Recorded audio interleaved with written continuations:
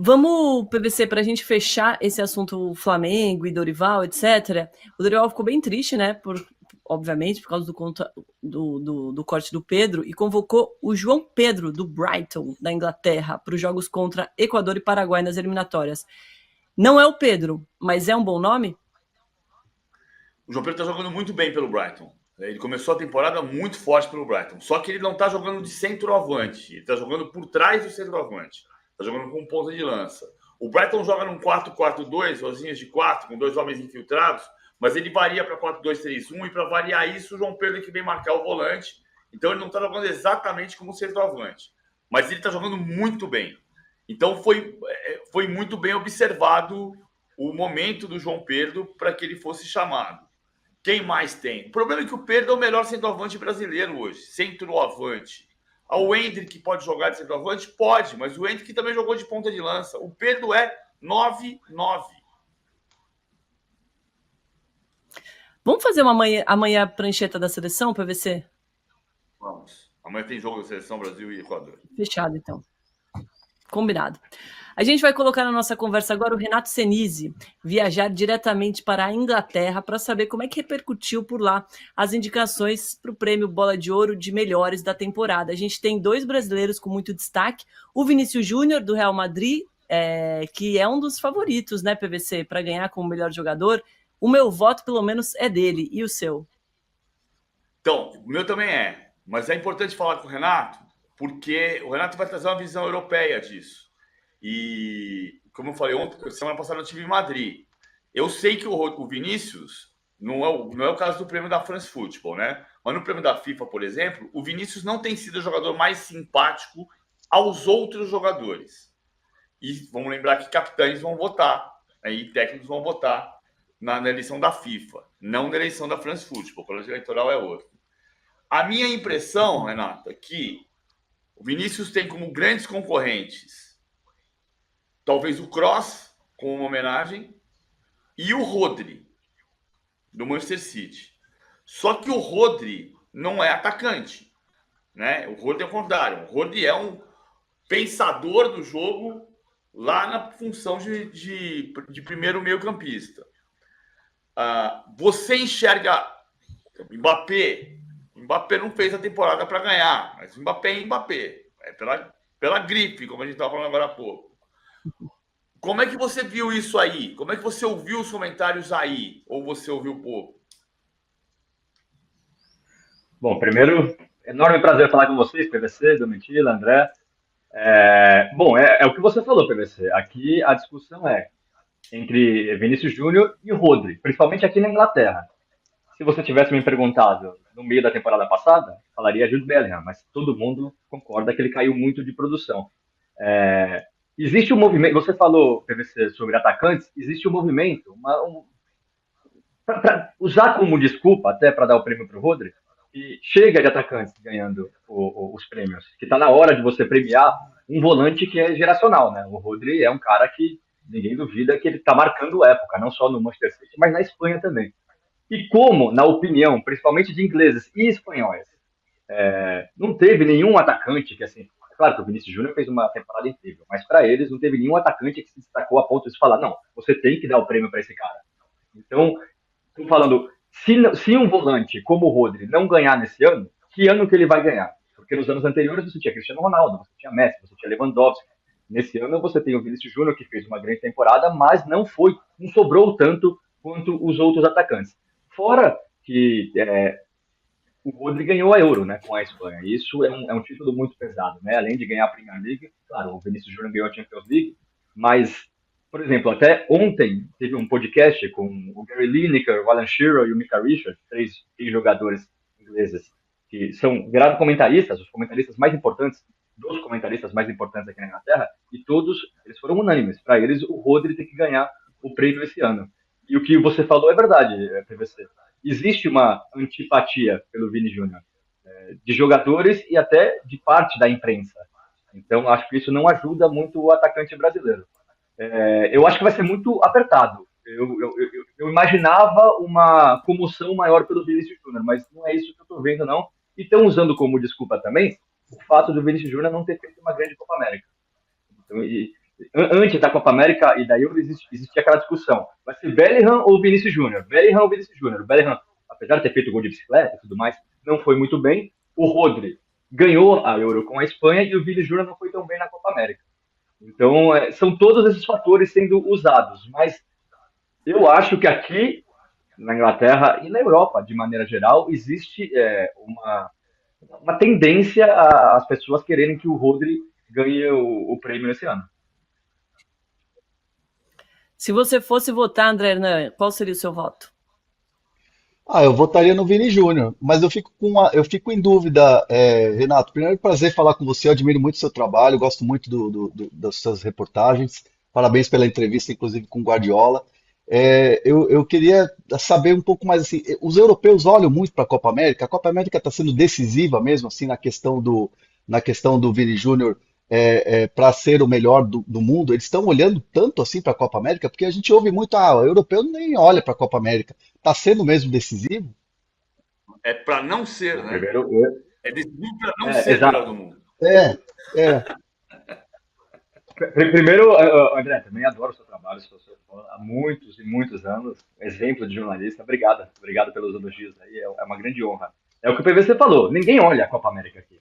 Olha assim, para ver, por exemplo, existia um interesse na Copa América esse ano por causa do Hendrick, por causa do Kendrick Paz, do Equador, que o Chelsea contratou, que vai chegar no ano que vem. Existe interesse por causa disso. Agora, pouca gente assiste a Copa América aqui. Agora, quando o Vini Júnior não vai bem na Copa América e o Brasil é eliminado de maneira precoce, isso serve como motivo para falar, tá vendo? O Vini Júnior não se destacou. Se o Bellingham não se destacou na Copa, na Euro, o Vini Júnior também não se destacou na Copa América. Então, por que não o Rodri, que foi campeão com a Espanha? Não importa que ele se machucou na final, talvez não tenha sido o melhor jogador da Espanha na competição, mas ele ganhou. E eles também lembram muito, aí eles começam a usar estatísticas, né? Dados, por exemplo, o Rodri ficou 74 jogos invicto com o Manchester City. Aí ele se machucou por um breve período na temporada passada, e nesse período o Manchester City perdeu 2 partidas. 79 é o todo, né? Porque somando os jogos do Manchester City com os jogos da Espanha sem perder, acho que chegou a 79. Que ele não perdeu o jogo. 74. 74 no City, né? Só no City. E aí, quando ele se machuca, fica acho, 2 ou 3 semanas fora, o City perdeu 2 partidas e empatou uma, se não me engano. Foi o único período de oscilação do City. Então eles falam, tá vendo, o City, tudo bem, não foi campeão da Champions League, mas ninguém nega que, junto com o Real Madrid, é o melhor time do mundo nesse momento. E o Rodri é o grande motor desse time. Quando ele se machuca, não é coincidência que o City vai mal. O único momento da temporada que o City vai mal é nesse momento que o Rodri tá fora. Então é o que eu falei. Eu percebo, e isso eu percebo sempre aqui, que existe sempre um movimento para você diminuir um pouco o Vini Júnior e aumentar um pouco os jogadores espanhóis, ingleses e tudo mais. Então, todos esses dados têm sido utilizados para você justificar o prêmio para o Rodri. Não que eu não acho o Rodri um grande jogador. Eu acho o Rodri um monstro de jogador. Acho, por exemplo, que ele devia ter... E foi um absurdo, por exemplo, na eleição passada da Premier League, ele não estava nem na lista final. Isso é um absurdo. Então, as pessoas também estão tentando usar isso para falar, ó, eu cometendo erros com o Rodri, há muito tempo ele merece ser visto, ser notado, e não é visto nem notado, então talvez tenha chegado a hora. O Kroos, aqui na Inglaterra, naquele período de Euro, existia uma comoção grande com o Kroos, porque todo mundo sabe o jogador que ele foi e tudo mais, mas é aquela coisa, né? 2 semanas depois da Euro, já a comoção acabou um pouquinho, e fala, não, é claro que ele é um ótimo jogador, merece estar na lista, mas ele não aparece como um dos favoritos por aqui, não.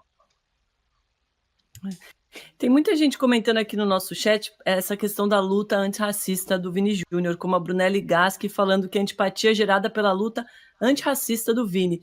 E o Paulo Ricardo Lázaro também falando que, na verdade, é por outra coisa que o Vinícius não vai ganhar, mas deixa para lá.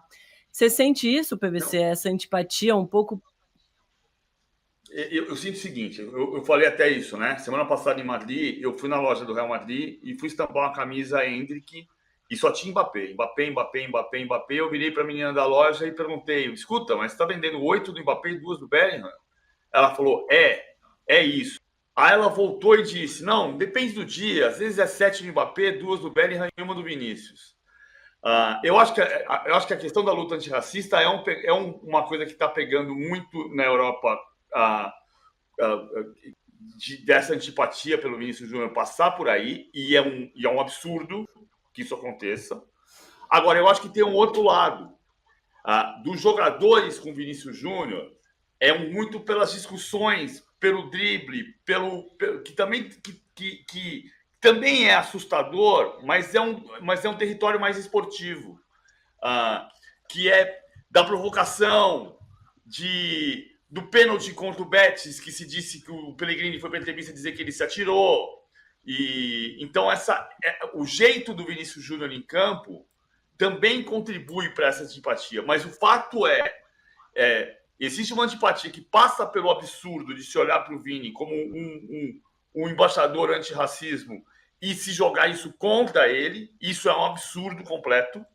Parte da antipatia passa por isso, mas não passa 100% por isso. Não sei se o Renato concorda ou discorda de mim.